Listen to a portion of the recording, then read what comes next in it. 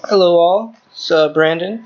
Today we're going to go over Health Assessment Workbook, Chapter 21, the Peripheral Vascular System and Lymphatic System for future Brandon or anybody that needs to view it.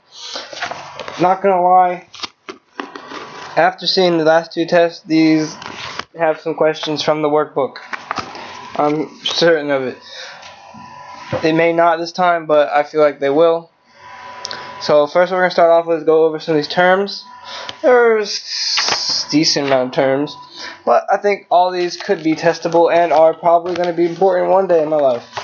So let's start off with the Allen test. Allen test, obviously a test that determines, basically looks at the radial and ulnar arteries and determines how fast they can get their artery, like their blood flow back to it. I mean, it's pretty easy. Next is aneurysm. It's a defect or sac formed by dilation in the artery wall due to atherosclerosis, trauma, or congenital deficit. Not too bad. Also want to come with some mnemonics to remember these. Arrhythmia, it's just a variation of the heart's regular rhythm. Just think about arrhythms, kind of variation, like abnormal rhythm, like A rhythm, abnormal rhythm. Arteriosclerosis, like I said, if you listen to the textbook, arteriosclerosis is thickening, and atherosclerosis is the buildup of fat. Bradycardia, low heart rate, less than 50. Bruit is like the blowing, swishing sound heard through a stethoscope. Arteries partially occluded. Cyanosis is the blue color. Diastole is the heart's filling phase. Ischemia, you got just low blood flow. Lymph nodes, small oval clumps of lymphatic tissues. Lymphedema, edema, swelling of what? Lymph nodes. That one's pretty easy. Pyngedema, it's edema. It's like swelling that does not really go away. Profile, sorry, I talked about earlier. This examines clubbing. 160 degrees is the normal. You know what a pulse is? Pulse alternans. It's a regular rhythm pulse. However, it varies with alternating beats of large and small amplitudes. So like the alter and the alternans is like alternating between large and small beats. The pulse bigeminous, it's an irregular rhythm. However, every other beat is premature, and the premature beats have weakened amplitude. So like if you think of I don't know, you just kind of think about that one. And then you have pulsus paradoxus. The beats have a weaker amplitude with respiratory inspiration and stronger with expiration. So as you breathe in, it's weaker amplitude. As you breathe out, stronger. Systole, heart's pumping phase, pretty easy.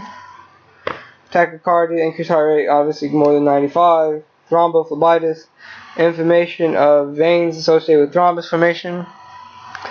An ulcer, open skin lesion, obviously, and varicose veins like the spider veins. Now we can get on to what is on the screen. Awesome. I'd rather not read any of that. Oh Lord. What do I think is important?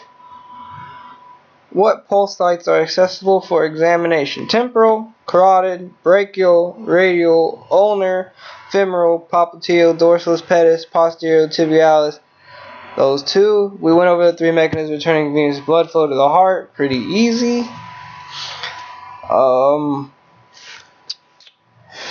Veins are called capitis vessels because they can stretch. This basically reduces stress on the heart. Some risk factors of venous stasis, kind of immobility really. That can become standing, or varicose veins too. Like I said, lymphatic system, separate vessels. It's pretty cool. We know what lymph nodes are. Bone marrow, lymph nodes, spleen, tonsils, and thymus gland are all some organs that assist with the lymphatics system. Pretty straightforward, if I do say myself.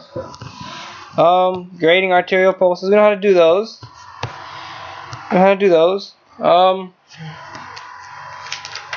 It's interesting. Is that order age number 11? List the characteristics expected with arterial insufficiency to the lower legs. Skin is trophic, thin, shiny, with absence of hair, atrophy of muscles, and thick, rigid nails. We know how to grade edema. Raynaud symptoms, we know those, and that's that. So I have some more questions to ask here, because like I said, I'm gonna get better with making these videos hopefully later, but for now, function of the venous system. Answer this. Does it hold more blood when blood volume increases? Does it conserve fluid and plasma proteins that leak out of the capillaries? Does it form a major part of the immune system that defends the body against disease, or does it absorb lipids from the intestinal tract? Well, it holds more blood volume when blood volume increases. Because think about venous system. Blood system, the only one that deals with blood really on here. So venous is blood, we know that. It's the only thing that's dealing with blood. So yeah. If I gave you a list of organs that aided in lymphatic system, you would choose the one that had the spleen, tonsils, and thymus. A good response to tell someone who came in and reports dependent edema, varicosities in the legs, and hemorrhoids. These symptoms are caused by pressure of the growing uterus on the veins. They're usually conditions of pregnancy.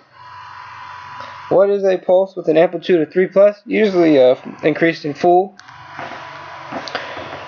What node are you inspecting when you inspect a person's right hand and you see a swollen red area? It's the epitrochlear. Pretty easy. Also, if you look at epitrochlear, it's the hand and lower arm. If you said inguinal, you would be wrong. It's the lower body. How do you screen for deep vein thrombosis? You're going to measure the widest point with a tape measure, and that widest point is the widest point on your calf.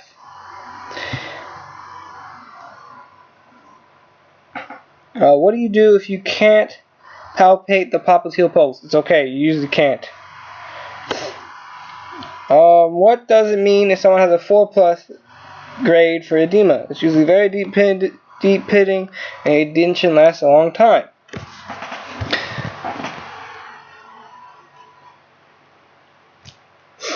Remember last time I talked about when you hold the feet up for 30 seconds and then you angle down how long it takes? 10 seconds or less.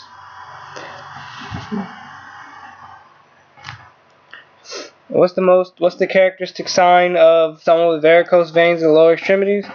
Dilated, tortuous, superficial bluish veins.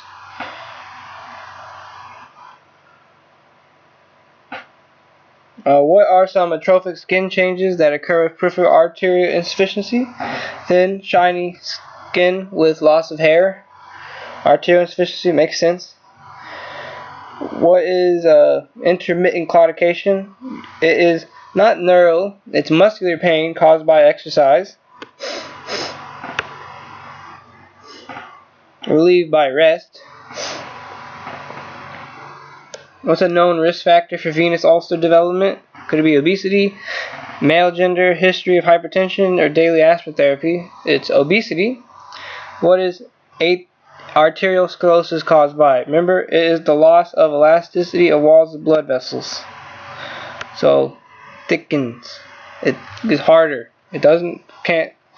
Then Raynaud phenomenon. It's basically in hands and feet as a result of exposure to cold, vibration, and stress.